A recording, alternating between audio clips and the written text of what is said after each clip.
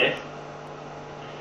So this is the diagram. I hope you can all see. If it is not clear, then please download the presentation and do check out the diagram.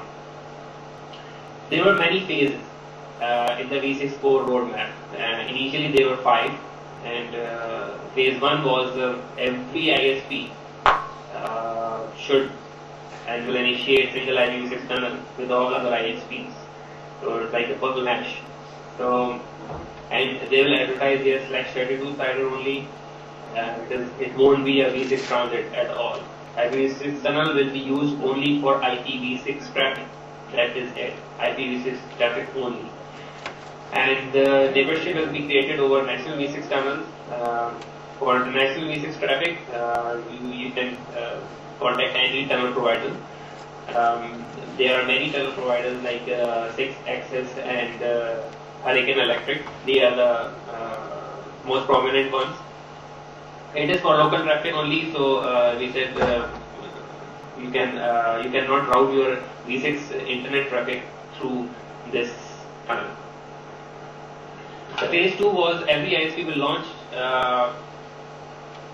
web server on V6 IP, their DNS and FTP services as well. Services like TFTP, Telnet, SSH, DHCP V6 will be tested. ICMP functions will also be verified. That was on phase 2. And a little bit of overview of what phase 3 is. Multiple V6 tunnels between the ISPs. Every ISP will relax the prefix filter policy to /32 or to /48. As I explained before, there is a strict policy by Epic that only /32 will be advertised on the internet, just to keep the routing table as small as possible. Because with the 128 bits, the routing table of internet can grow up to millions. Because the routing table of IPv4 is 330,000 as of today. It is huge. It is huge. And most of the platforms by Cisco and Juniper, like small and enterprise platforms, they don't support full internet speed as well. Okay, there were other phases as well, but we never went ahead of phase 2 and phase 3 to be very specific. The work started in 2007. There was a great hype in 2008, and then it all went wrong. But the point is, what went wrong? The main problem in our industry, or you can say in Pakistan, is a huge gap between the engineers and decision makers. I am an engineer, but I cannot make a decision about that we'll be investing on IPv6 infrastructure from tomorrow onward. So it is something we have to bridge it. And the lack of support from government functions and regulators. We had a support from PTA a little bit. They showed the key interest in supporting V6, and they provided us portal access of PTA to put news about IPv6 as well. Lack of support and trust from academia. As I said, the best thing is HEC funds should have come forward, but they were quiet at that time. And the most promising thing is failure to create a business case. There is no business case for IPv6 because nobody is asking for IPv6 even today. Only we are discussing it, but nobody is asking it. Okay, the best thing is how we can move forward. We can move forward, and we should move forward. IPv6 is the only technology which can guarantee internet access for future generations. Of course, it is not perfect. It is not backward compatible, and it does not work with IPv4. This is very clear. But it can work alongside with IPv4, and it can coexist through transition as well. So IPv4 to IPv6 transition. Since the IPv6 only networks are rare, as per my knowledge, only South Korea has a native IPv6 backbone for their educational network as well and for service provider industry as well. Other than that, I'm not sure anybody else is having V6 backbone. So we have to have a transition project. IPv6 only, native V6 in parallel, it is not feasible at all. Dual stacking, tunneling, and translation. I hope Majid will be discussing all these phenomena in his presentation in detail. So what dual stack is, allow IPv4 and IPv6 to coexist. Like I can have both addresses in my laptop, IPv4 and IPv6. If I want to access the IPv4 internet, it will use the IPv4 gateway. If I want to use IPv6 internet, it will use the IPv6 gateway. Simple as that. Native V6, it's like complete V6 backbone. Everything is V6. That's it. Which is not possible as of today. Tunneling allows the transport of IPv6 traffic over the existing IPv4 infrastructure. And the translation, in simple words, that is the NAT PT or NAT 64. So, to conclude my presentation here, I would say we are already too late. Even if we plan a rollout, it will approximately take 2 years from now on to be V6 ready. I'm talking about the service providers end. If an academia like NUST or LUMS or Zavis wants to do it, they can do it a much faster way because they have more finance, they have more eagerness to work on the new technologies. And if you are still looking for a business case, then there is no business case as of now. Just imagine your internet is NAT only. That's it. Just imagine. You don't get a public IP address wherever you go. So you can imagine your internet like that.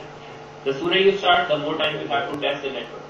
If I start today, I can do some testing as well. If I start working in 2012, it will be too late for my testing. I have to deploy it for the customers.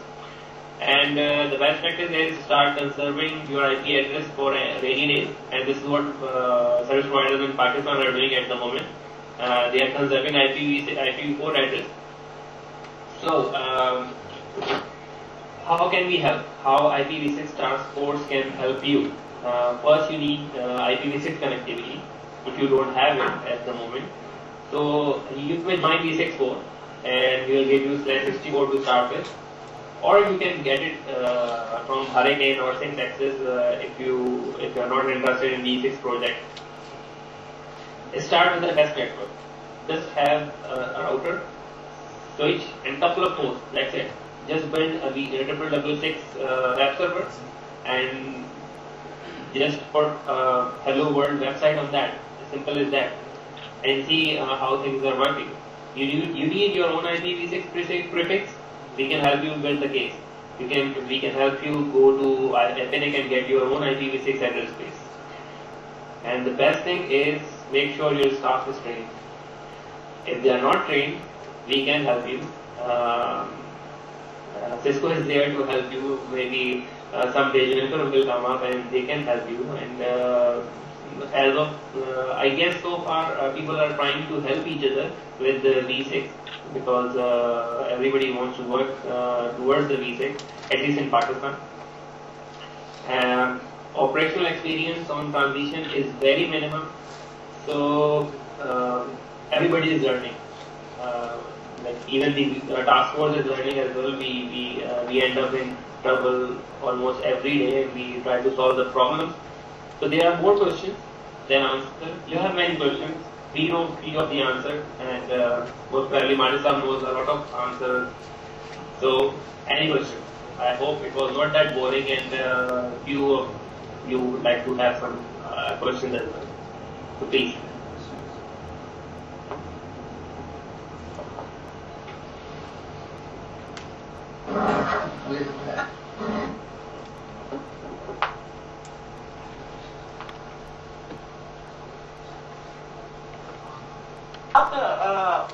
Do we have any DNS who is serving IPv6 in Pakistan?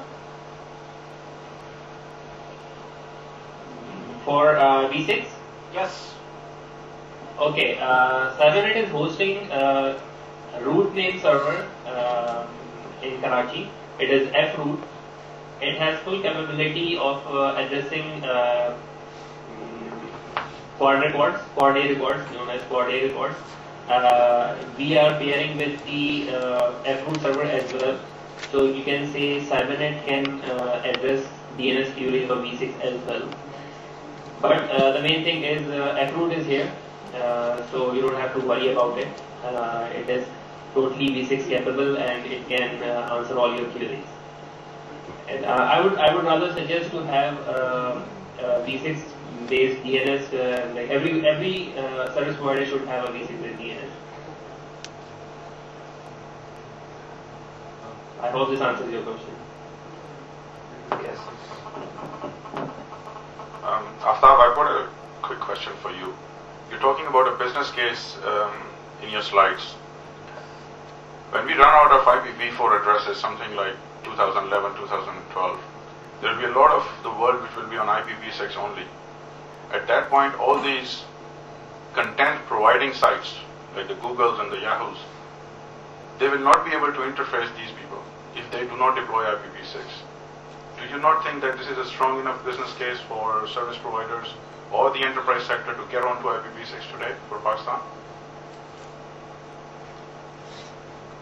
Well, I have the same opinion, exactly the same opinion. But let me tell you what service providers are thinking. What they are doing is they are applying for more V4 addresses. They are getting as many IPv4 addresses as they can get from their regional internet registries. This is what they are doing, and they are planning for netting.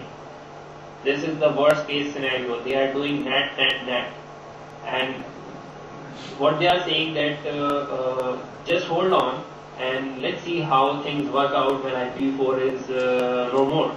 So they are just waiting for, you can say, the judgment day. So this is the phenomenon. This is what's happening. I've been to many international forums, and this is what's happening. At least in South Asia, I've been to Bangladesh, and they were very skeptical about IPv6. They said, okay, no, it's not going to affect us. So if anybody thinks that it will not going to affect them, then I'm afraid they are living in a fool's world. So you cannot run internet on net. You can run like a small office or your home on netting, but you cannot run a service provider industry on netting. You cannot run an enterprise on netting. So this is the only business case, but people are not accepting it as a business case. So as long as CEOs, CTOs and CIOs are not sitting where you are sitting at the moment, then I'm afraid we don't have any business case. I hope you can understand my point.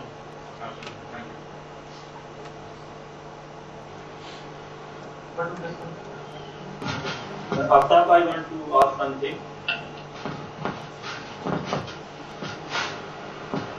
Can you hear me, Aftab? Sure, I can hear you, please. So, well, starting from the grassroots level, that starting to get registered with this task force. So, how can we get registered? Well, I'll share. I missed my email address in this slide. I'll show you my email address. You can drop me an email, and we can communicate. You just need a router. That's it. And we can even share the iOS if it is not supported. We can share. Even Manisa is there. He can give you the iOS for free, I guess. He won't charge you much. And once you have the router in place, then you can connect with the V6 port, and then we can move forward step by step. I'll share my email address with you. Okay, thank you. Okay, if I can interrupt for a second here. I would like to ask a question now. Okay, Aftab sir, because as I discussed in the beginning that in Pakistan there is a gap between the industry and the university environment. So